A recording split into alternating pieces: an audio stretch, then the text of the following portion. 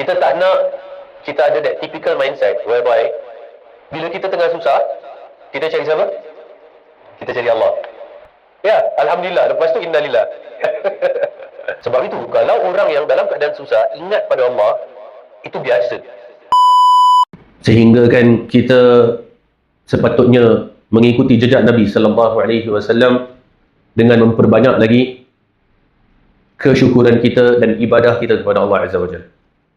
Kerana Nabi sallallahu alaihi wasallam, beliau yang telah sampai kepada suatu position di mana telah diampuni dosa beliau yang telah lampau maupun yang akan datang, dan telah dijamin masuk syurga oleh Allah Azza wa Jalla. Tapi beliau solat malam, solat qiyamul lail, solat tahajud sampai kaki bengkak. Sampai kaki bengkak. Maka Aisyah radhiyallahu anha berkata kepada Rasulullah, "Ya Rasulullah, kamu telah diampuni dosa yang lampau dan yang akan datang.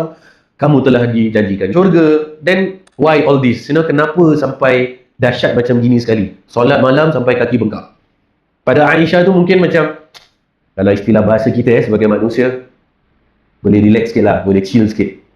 Pasal dah everything dah confirm. Rasulullah SAW, instead of agreeing with Aisyah, he said, "Afala akuna 'abdan syakura."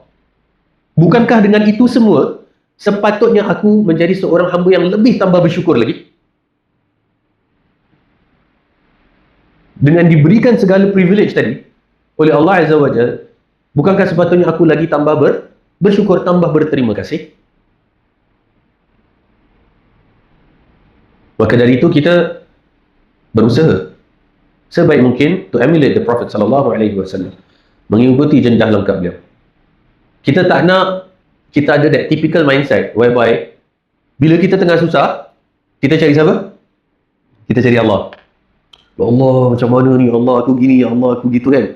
Bila datang payday, apa jadi? Alhamdulillah, masya-Allah, very good. Bila datang payday, alhamdulillah katanya. Nah, ya, alhamdulillah. Lepas tu innalillah. Bila datang payday, duit masuk, alhamdulillah satu kali, lepas tu dah ke mana? Dia dari segi remembrance of Allah Azza wa Jalla tu tak sama dengan bila dalam keadaan susah tadi. Sebab itu, kalau orang yang dalam keadaan susah ingat pada Allah, itu biasa. Yang menjadi luar biasa adalah ketika seseorang dalam keadaan senang, dia masih ingat Allah Azza wa Jalla.